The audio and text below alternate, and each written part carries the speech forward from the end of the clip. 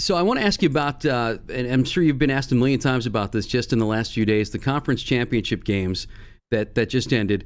Um, Dan Campbell not not going for the field goal attempt, a 48-yarder that would have tied the score at 27 with San Francisco. I mean, I know in Philly we like aggressive play, but hindsight being 2020, would you have done that? Was that a big mistake on his part? Well, I would have gone for the 3 points. I would have tried to tie the game right there. But if you look at Dan Campbell and his MO throughout the season, it was ultra aggressive. It Right. was riverboat gambling. That was what brought the Lions as far as they went. And he wasn't going to change it right there. I didn't expect him to kick at that point. Would it have been the judicious thing to do? Yes, but that's not Dan Campbell.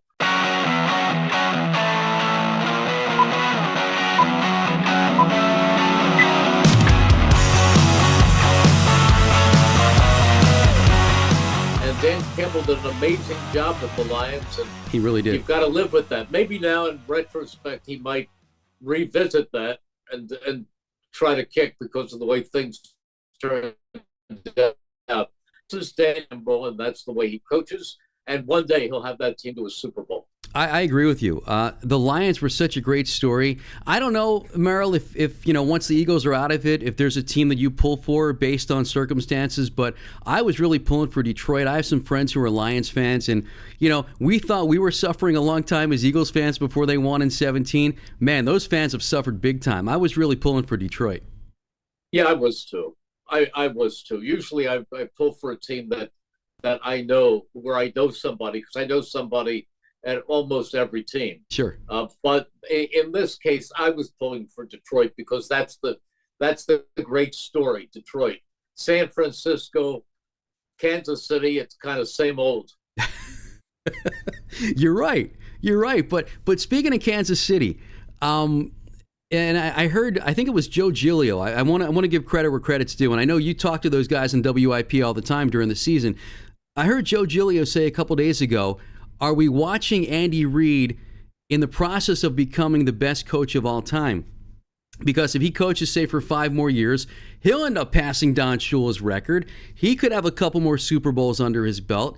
Could he conceivably, 5, 6 years from now, could we be looking at him above Bill Belichick as the best coach ever?"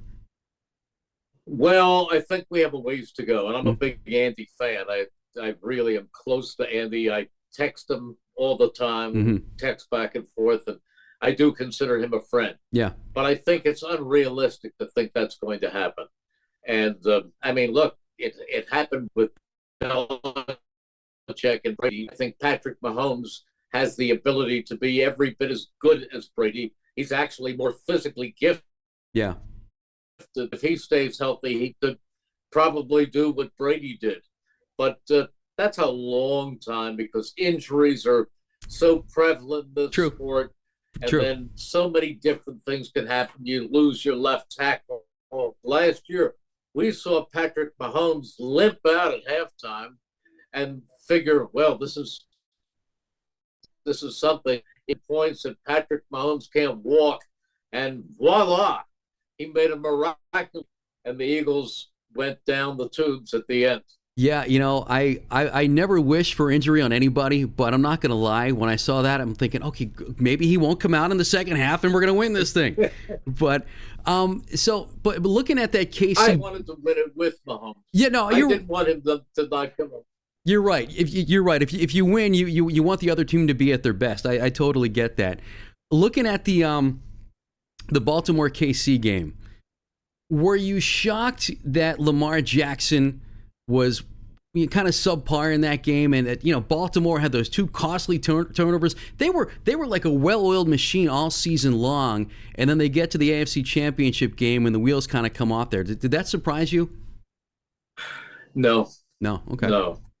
Um, I'm good friends with John Harbaugh also, and I felt bad for the way things went for them. Yeah. But to be honest with you, going into that game, I thought that Baltimore was the more complete team. Think Baltimore played the best football throughout the 17 games of the NFL season and the playoffs. But I also thought to myself, who's more likely to make the big mistake?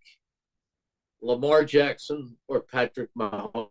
It's a good point. And my theory is Lamar Jackson. He's not quite as much under control. I mean, he's a great quarterback. He'll be the MVP this year. Mm-hmm. But if you look at Patrick Mahomes sees the field better than any quarterback I've ever seen. He sees everything going on, and he's really like having a coach in the press box looking down and finding where to go and what to do. His decision making, and that's the best thing. That's the most important thing a quarterback does is make decisions. His decision making is probably right up there with Brady's. Yeah. And Lamar Jackson is as gifted as they come, and he's a great quarterback, but somehow or other, he sometimes tries to do too much. And I thought that football he threw into the end zone when his receiver was triple coverage, yeah, was really inexcusable. Yeah, yeah. Well, and you got to think this experience will help him moving forward. So I would think having playoff experience, especially when you feel like there's unfinished business, he's going to kind of have a chip on his shoulder next season. He's a great player. Oh, yeah. A great player, great quarterback. Absolutely. So a lot going on with the Eagles. Yep. Two new coordinators. What are your thoughts on Vic Fangio? Well, let's start with Vic Fangio first. What do you think? There's nobody with more experience. There's nobody with a better track record as a defensive coordinator. I think it's good. Yeah. I think if you're going to make changes, you go outside, you get a Vic Fangio. I think that you're getting somebody who people talk about the fact that Jonathan Gannon, about the fact that Sean Desai, they are disciples of Vic Fangio. Right. Well, rather than get the disciples, let's get the master himself. Yep. And that's what Vic Fangio has the reputation of being. And on the other side of the ball, Kellen Moore. Well, what are your thoughts on that hiring? Love him. Okay. Love him. I talked to my friend Brad Sham, who is the play-by-play voice of the Cowboys. Cowboys, yep. And he said he's great. He said he's a great coach. He said he's a great guy. And hopefully he will have the offensive scheme that, as coaches like to say, puts Jalen Hurts in position to make the plays. I think he'll be good. What do you think happened with Hurts this year? Because I know from talking to you over the past few years, you were big on Hurts from day one. Obviously, did not have a good season. What happens moving forward? What, Jason? Yeah. Look at his stats. He really did. He didn't have as good a season as he had in 2022. Got it. But if you really look at his stats, he was responsible for 34 touchdowns. Okay, yeah. Throwing and running. He was second only to Josh Allen, I believe, in the league in that category. Mm-hmm. He was over 65% completion. He still had he had too many turnovers. There's no doubt about that. I think his difficulties, for the most part, were the difficulties that fell apart. I mean, I think about Jalen Hurts. Who took the ball into his hands and single-handedly won the game in the second half at Kansas City in the rain. I think of Jalen Hurts, who forced overtime against the Bills in Philadelphia. Right. And then after the Bills kicked the field goal, marched the Eagles methodically downfield and scored on the quarterback draw. I think about so many. I even go to the Tampa Bay game in the playoffs. That pass he threw 50 yards in the air to Devontae Smith inside the 5-yard line. Amazing. He did a lot of great things, but he did have too many turnovers. I thought his problems, honestly, were the problems of the offense not coming together. And also, you saw it, everybody saw it, the Eagles did an extremely poor job in trying to pick up the blitz. I'm not saying that Jalen didn't accept some responsibility, because he did. He's a great quarterback, and I think he's going to show it next season. Yeah, you make a good point there, Merrill. I can't count how many times I said out loud watching a game this season, he had no time to throw the ball. before you know it, he had guys in the backfield chasing him. So you're right. You're right. They had trouble picking up the blitz. But I want to ask you about Nick Sirianni. Obviously Nick Sirianni made some mistakes this season as well. But I think he's in a very bad position because. So after the collapse this past season, people look back to 22, and a lot of fans were saying, well, it's the coordinators. It was Shane Steichen, it was Jonathan Gannon. So now they hire two new coordinators. If the Eagles bounce back in 2024, again, people are going to say it's the coordinators. Give me your thoughts on Nick Sirianni as a head coach.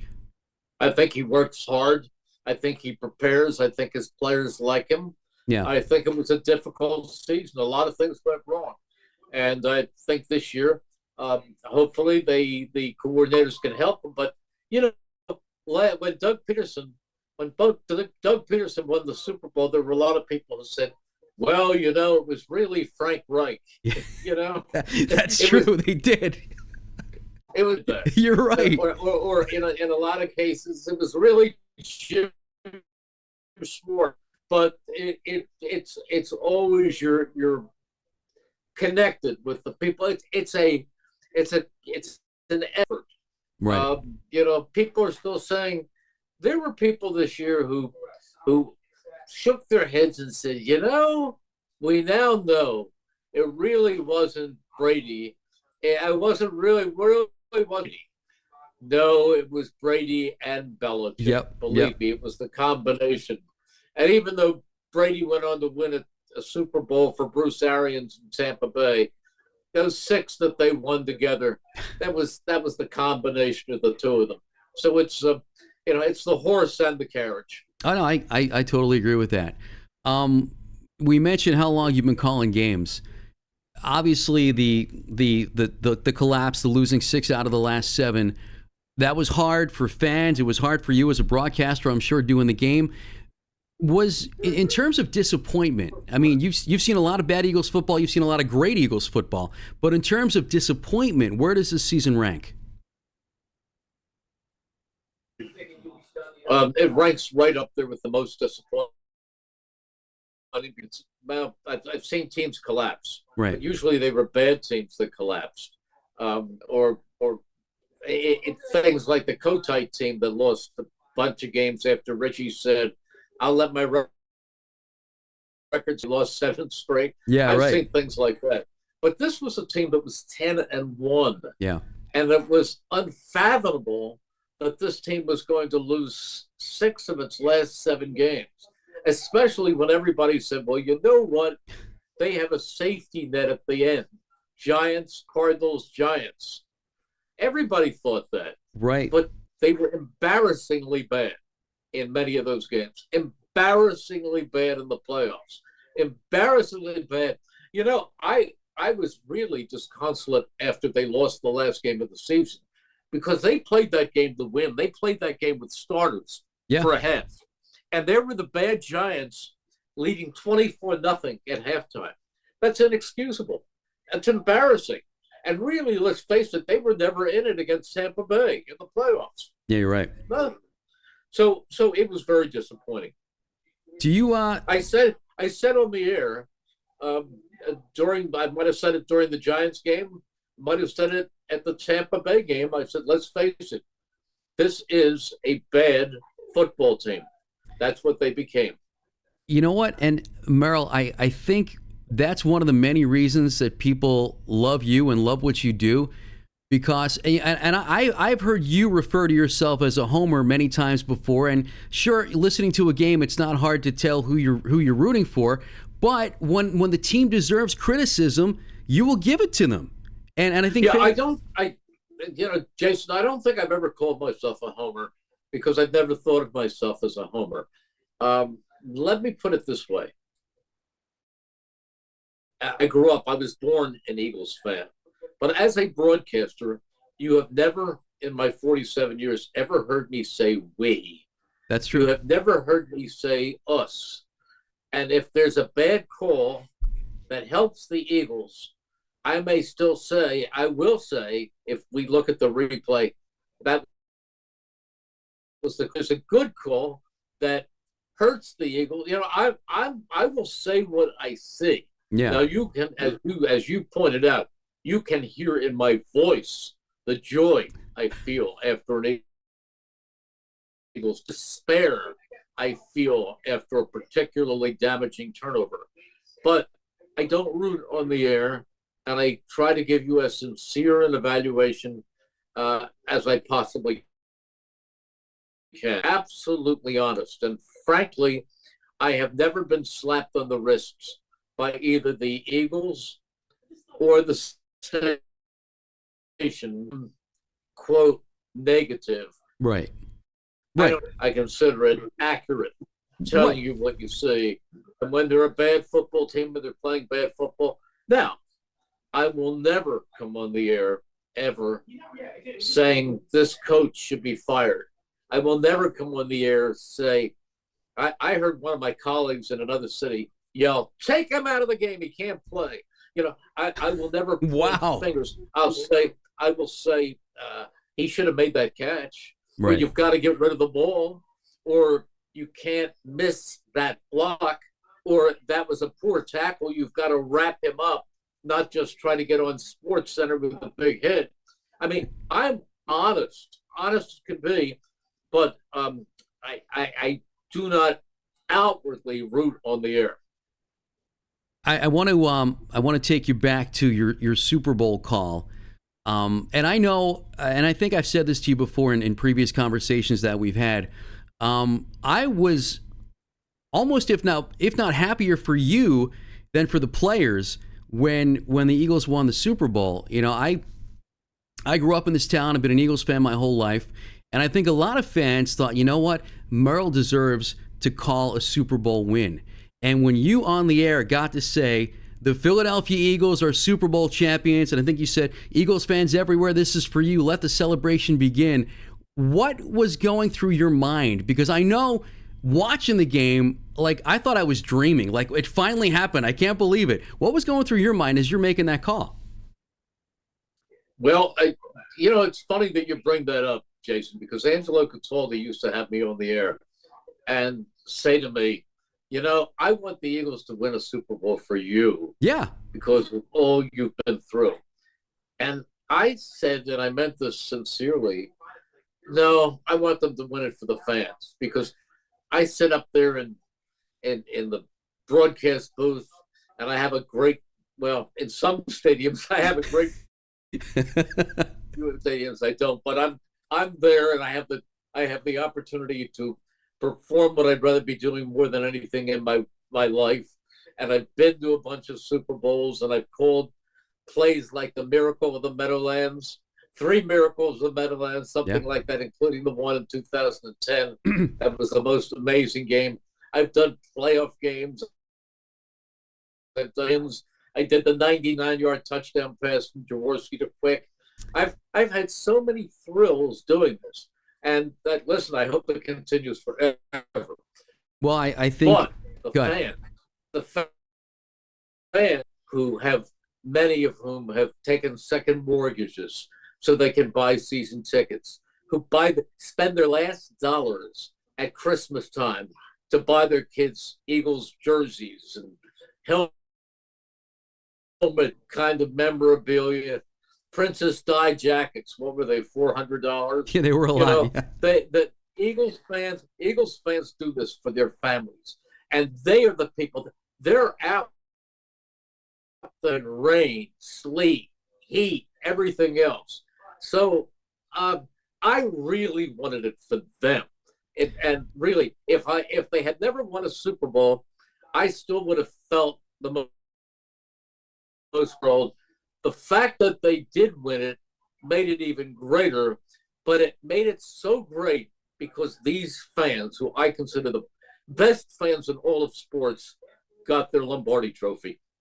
Well, and listen, and that again, that's another reason why people love you, because you're so humble. But I will tell you from my perspective, much how I wanted, and I was so happy when Harry Callis got to call the 2008 World Series.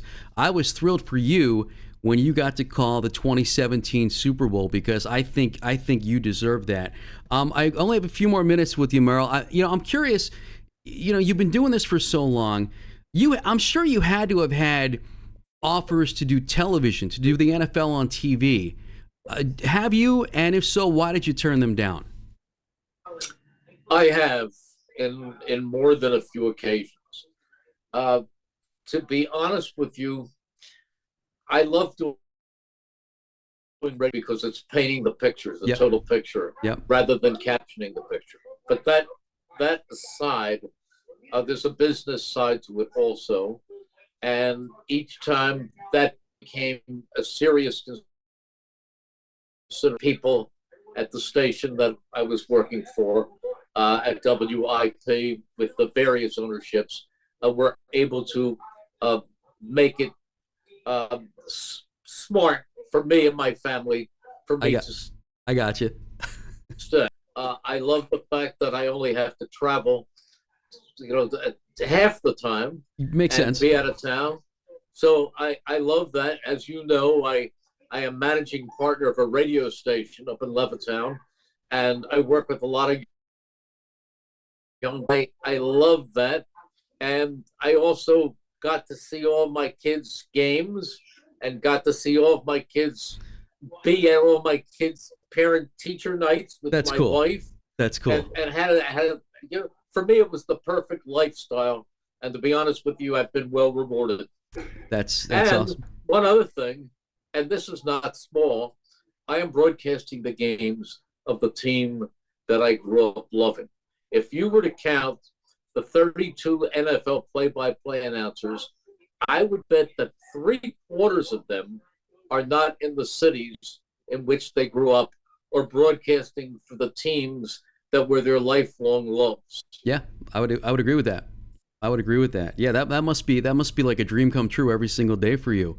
I Um, mean, you mentioned Harry, and Harry was one of my favorite people, one of the greatest broadcasters in the history of this or any other city. He grew up in the Midwest in yep, Illinois, yep, and Harry worked in Hawaii and then in Houston and then yep. came here. So he was a transplanted Philadelphian. So so I am fortunate that I grew up here and did the games that. I mean, I was an Eagles fan, dreaming. Now I was an Eagles fan, dreaming not of being their broadcaster, but dreaming of being their quarterback. Merrill, there comes a point when we all realize, you know what, we don't have the athletic talent to do that, so we better get a job behind the microphone, right? Hey, Well, I don't know about the athletic talent, but I needed another 6 inches and 40 pounds. well, that's true. You know what? You play tennis, you play golf. See, I'm the one without the athletic talent. You've got the athletic talent. You mentioned your radio station. I want to ask you about that because and we've talked about this too. I have a true appreciation for real, full service radio, and WBCB 1490. That's full service radio at its finest. Can you just talk about what the station does? And actually, I'm curious. I know for a while you were airing the Geeter. Do you still air Jerry Blavat on your station? Yes, we do. I, We I do.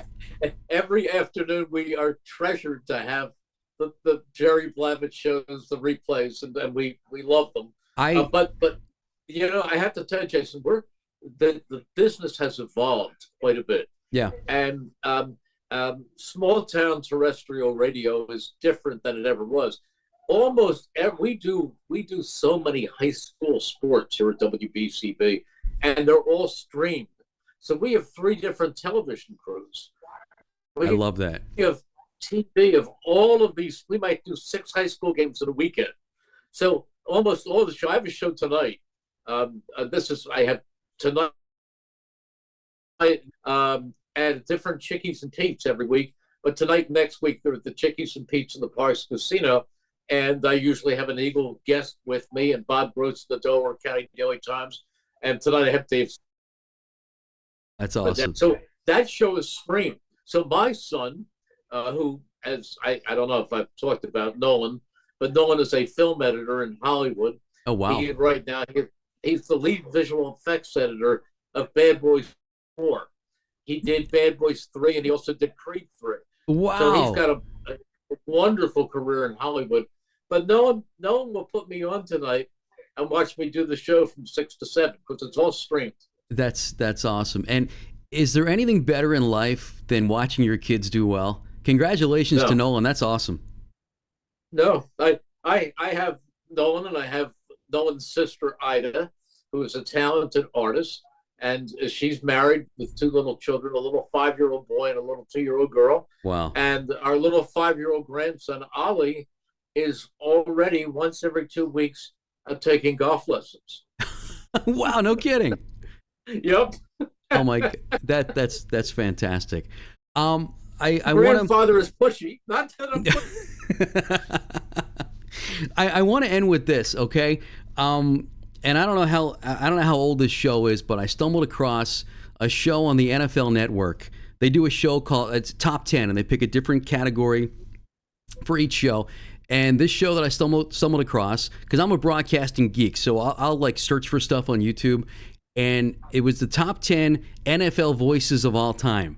Have you seen this, Merrill? Did you know? I have. Did you know where you ranked? I think I was 7th. You were number 7, and while I'm sure that's an honor, it's too damn low. You got to be higher. That's nice of you to say. I'm just glad I'm ranked. And by the way, do you remember who was right behind you at number 8? A guy we already talked about. Harry? Harry Callis was number 8 because of his work at NFL Films. Yeah. Yeah. That's So funny. That's interesting. okay, so let me ask you. I think I have a list of that on my desk here someplace. Yeah, because it was because I'm trying to think. It was so you were 7. I think Bill King was 6, right? Yeah, Bill King, who did the Raiders, was up there. Yeah. Al Michaels was up there. I might have it. Okay, you know what, Merrill, Myron Cope of the Steelers, he was up there, and then you had Cosell, you had Summerall and Madden. See, it was kind of interesting because Myron Cope was really a former writer who was a color man.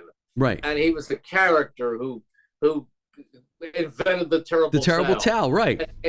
But it wasn't really a play-by-play category because I think number 1 was probably John Facenta. Yep, John was the voice of NFL films. He was the voice of God. The frozen tundra in Green Bay, Wisconsin. So there were a lot of mixes and matches, but there were some wonderful voices that were omitted from that list. Yeah. I mean, I think of great broadcasters, and I think of my friend Brad Sham does he's a great job in Dallas. Yeah. And I think Wayne Larry, but I don't want to mention them because that invariably, I mean, Bob Papa with the Giants. Oh, he's good too. Yep. Jerry Sandusky with the Ravens.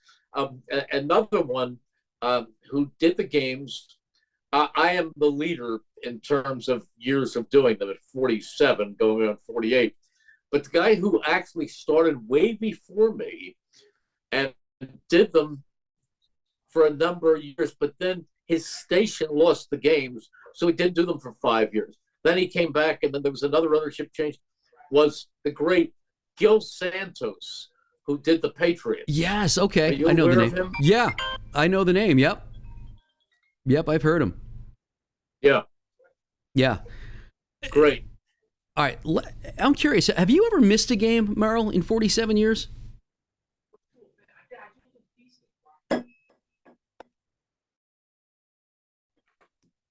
I'm knocking up the answers no. Oh, no. No. I this past year with the home game in Dallas, I started to do it and I was suffering. I had an upper respiratory infection, and I don't know how I made it through the game. That was this year, where I had the L word, and I don't know how I made it, but I made it. I remember that. I remember that because I'm listening to WIP the next morning, and I hear Joe Giglio. He's playing a clip of the game, and before he goes into it, he says, "Now Merrill had laryngitis, and I'm expecting you to sound all froggy. You still sounded good. I'm in the car like, how does this man with laryngitis still sound good?" Well, guess what? 5 minutes after I got off the air, I couldn't talk for 4 days. Wow, but you got it in. All right, listen. I got it in. Merrill, I've taken up enough of your time. I know your schedule is jam-packed, and I really appreciate you carving out a little time for me. and let me just wrap this up like this, and forgive me because I know you're a humble guy, and I don't mean to make you feel funny by saying this, but there are 4 people who kind of made me want to become a broadcaster, okay? And you're one of them. It was you, Harry Callis, Gene Hart, the late great Flyers announcer, and Bob Costas with NBC Sports. So you're one of the reasons I wanted to get into this business. And 32 years later, knock on wood, I'm still doing it. I'm still loving every minute of it. So thank you for being a role model for me, and thank you for being a nice man and a gentleman. And anytime I needed you, you were always there to come on a show that I was doing. And I can't thank you enough for doing this today. Well, Jason, you do a great job, and I wish you the best with your budding career. You're doing a great job, and I thank you for saying that. It means a lot if I played some small part in it. You did. Merrill, thank you for everything. And you have a second? Do you have a second to hear something else? I do. Merrill, if you've got the time, I got the time. Go for it. I'll just give you this one thing. Okay. Because you talked about me playing a part in your career. Okay. And 2 things. The Baltimore Ravens fired Brian Billick as their head coach. Okay. And they were looking for a new head coach. And the coach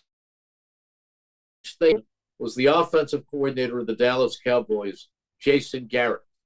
And he was this close from becoming a head coach with the Ravens. And Jerry Jones turned to Jason, I will make it financially worth your while to stay here in Dallas. And when we part ways with when we part ways with Wade Phillips, you will be our next head coach. So he turned the Ravens down. Okay. And I mentioned to you that I have been fortunate enough. I was selected a bunch of times to be Pennsylvania Sportscaster of the Year, and we would go to a convention every year in Salisbury, North Carolina. And I met all the different guys from the different cities, and one of them was Jerry with a G, Sandusky, who was the play-by-play voice of the Ravens. Okay. So that morning, I called Jerry Sandusky, and I said, you really the defensive backfield coach of the Eagles. He had been the special teams coach he was hired by Ray Rose, and he went right on to continue with Andy Reid, and he was the special teams coach, John Harbaugh. And then in the last year, he said he wanted more experience coaching a position, so Andy put him on the defensive backfield. Right. Okay. I said, I think he's great. I said, there are 3 assistant coaches in my life that I looked at and said they're head coaches. One was Jeff Fisher, one was John Gruden, and one was John Harbaugh. So Jerry said, that's very interesting. And he said, I will mention that to our search committee. And then he called me back later that afternoon, and I wasn't home, and he left a message on my tape. And it said, Merrill, I spoke to the search committee, and you have opened their eyes, and they really are interested in what you said. Tell John Harbaugh to expect a call from them tonight. Wow. And I called John, and I told him, and that night they called, and 2 days later, he was named the head coach of the Baltimore Ravens. So and you're telling me... I called up and said, well, you're talking to your offensive coordinator. But the truth of the matter, I'm not telling you that I got him his job with the Baltimore Ravens. I think if he had gone any place and anybody had talked to this exceptional person, that they would have seen the same qualities that I did. He's a leader. He's a great coach. To me, he was a great friend because he used to come over to the house and we'd play golf together. So, John, but I think anyone would have seen that. So I had a small part in opening the door, and he did the rest. Well, listen, I get what you're saying, that he would have impressed anybody, but it sounds like you did more than open the door, Merrill. It sounds like you pointed to where the door was, I did that. I'll take credit for that. Merrill, I really enjoyed this. Thank you so much. And here's to season 48 and, 40 more seasons after that, Merrill. You are a treasure. Sounds good to me. You're awesome, and we all love you. Thanks for doing this. Thank you, Jason. It's been fun. And thank you for watching episode 7 of the Philly Sports Convo. We'll see you next time. Stay connected with us on social media, join our Discord community, and grab merch from our shop. The Philly Sports Convo is a Blue Eye Visual production.